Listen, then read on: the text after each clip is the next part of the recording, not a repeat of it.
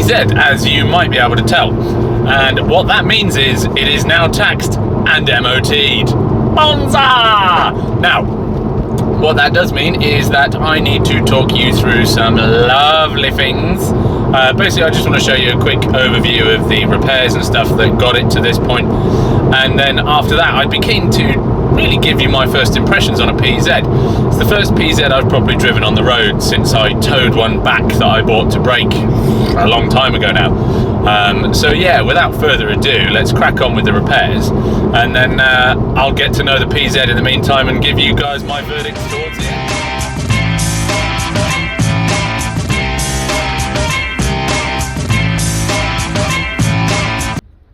It's just a little toasty. Smoky too.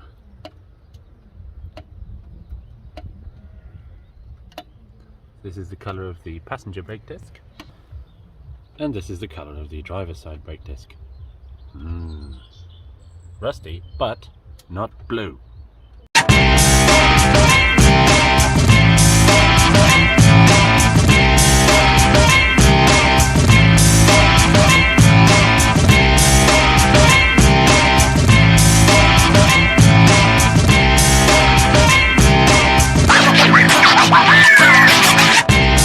15-year-old PZ looks like, shocks wise, a little bit of corrosion on the springs, but actually they seem pretty solid under the paint.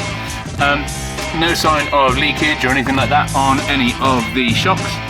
Little split in the gator at the top there, so longer term might be not going to cause any issues in the short term. And yeah, just a bit of surface corrosion really. There's a lovely ProDrive logo there. But yeah, on the whole, not bad, not bad.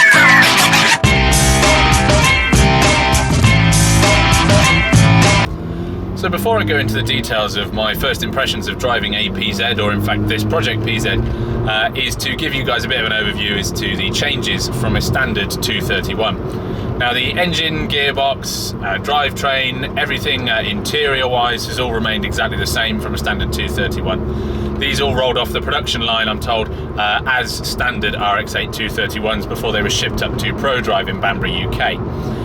When they got to ProDrive, ProDrive did what they normally do with anything rally, racing or road based, and they completely lifted all the suspension out and went, that's a load of rubbish, let's do better. Now, much like MX-5s, RX-8s have pretty good suspension from the factory, but they do sit a little bit high, and they can be a little bit floaty. Generally, that's just my opinion, I'm going to get crucified in the comments for it. So ProDrive then enlisted the help of Bilstein and IBAC to put together a shock and springs package for the PZ, which I have to say, given the fact that these are on 65k, remain a decent amount of compliancy, but they do firm everything up quite nicely. They give a very direct feel through the wheel, especially compared to standard 231 suspension. They also sit a decent chunk lower, so if you are planning on getting one, make sure you've got yourself a low profile jack, trust me. Moving on from there, they did put a new stainless catback exhaust. I believe it's the same as the Scorpion one, but it does have ProDrive embossed on the tips. Looks really nice. Oval tips as well, which really do add to the aesthetic of the PZ in my opinion. From there they went and raided a parts bin and got the spoiler out of the box.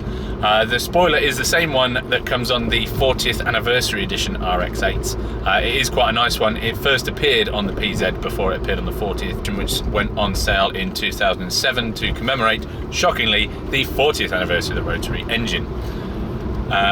Finally, the last change that ProDrive introduced was the Hagus wing mirrors, which are also seen on the Evolve and Nemesis edition RX-8s, and do have a similar look because they were made in the same factory by the same people as the E36, I think, BMW M3. They just had a bit of an aerodynamic flair, and for what it's worth, are completely useless on the road. You cannot see much out of them at all. I've got a pair on Frank because they just look great, but yeah, they're not great from a functionality point of view. I mean, they're legal, they work, I can see things that are behind me, but only if they're in about this much space. So yeah, not great. And the final bit which ProDrive did was they enlisted the help of Oz Racing for a rather tasty and rather lightweight set of 18-inch alloy wheels, as you can see. These are highly sought after in the RX-8 aftermarket world and also on other Japanese cars because of the lightweight element. Same fitment, offset and so on as the standard 231 wheels, but they just look glorious and they are really lightweight. But if you do manage to get a set, do not, and I repeat, do not try and get a set hold of some centre caps. They are horrifically expensive if you can find them second hand, because you can't find them brand new. They're carbon fibre coated, not overly that lightweight, but they do look great. So please feast your eyes on the eBay prices for a bit of a giggle. So I suppose this is the point where I should probably tell you my thoughts and feelings about a PZ. So I'll start off with this.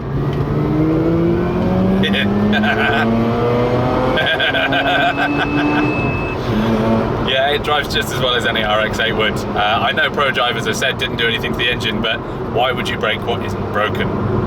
Disclaimer, apex seals in this one do not appear to be broken. I know that puts it in a minority. So yeah, the engine pulls well and still revs to 9,000 RPM, which is a big Brucey bonus.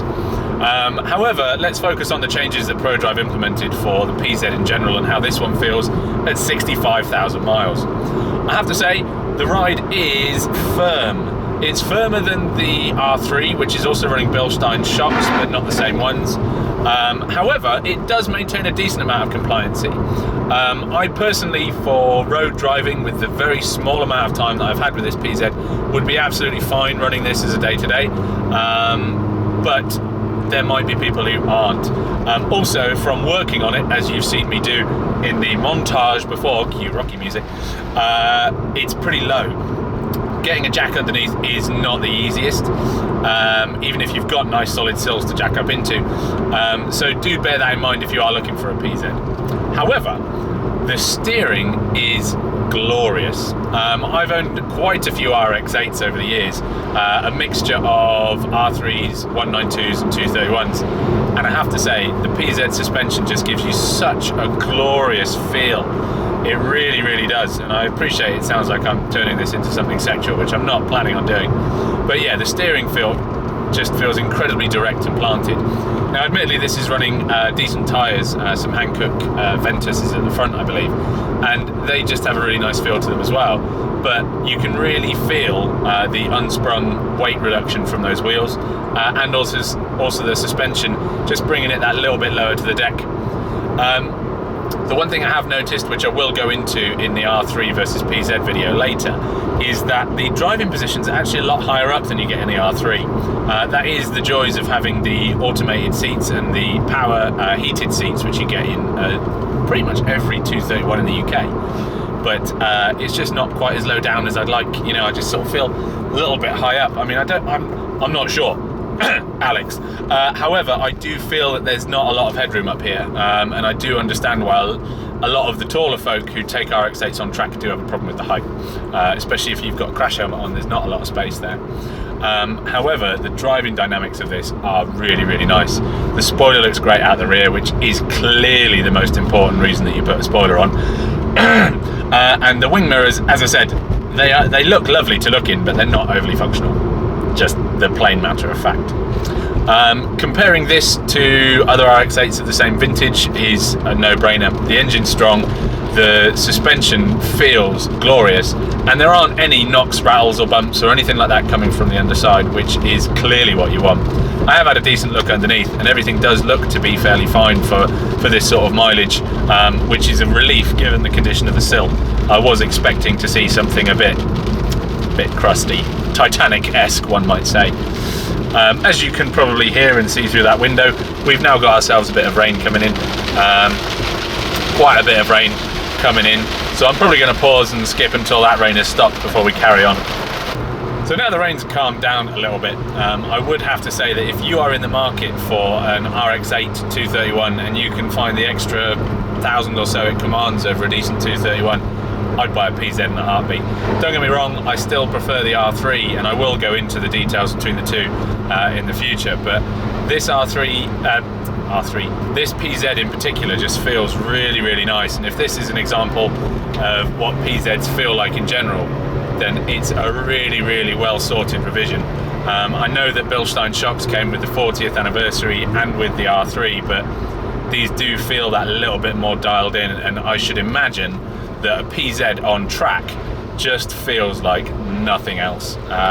In standard form, I appreciate you start swapping out for coilovers and all manner of fun times, then it's going to feel completely different, but in standard form, getting one of these out on a track must be an absolute hoot, because a normal RX-8 is great fun at the best of times, as you might have seen in some of my track day vids. So yeah, upshot is this feels really, really nice. I do love the PZ, I do love this PZ, and I will be sad to part with it. However, the intention was never for me to keep this long term.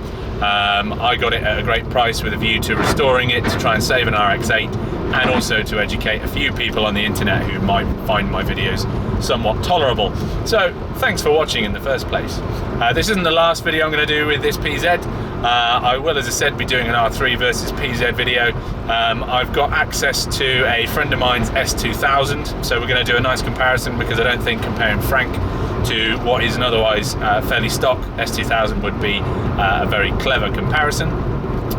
And also, I'd be keen to get said S2000 owner into the PZ to get their thoughts as a direct comparison from somebody who lives on the other side of the 9,000 RPM pond. But upshot is, there is still plenty more to see and do with the Project PZ before we get to meet its new owner in June. So please do keep an eye out. If he is willing to do a video with me on his first impressions of the PZ, then that would be great. However, no promises.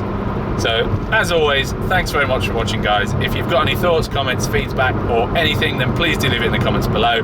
Otherwise, don't forget to like, subscribe, heart, all of those things. Perhaps even send me abuse on YouTube comments. I don't mind. Any kind of interaction is good for me. I'm not a social creature.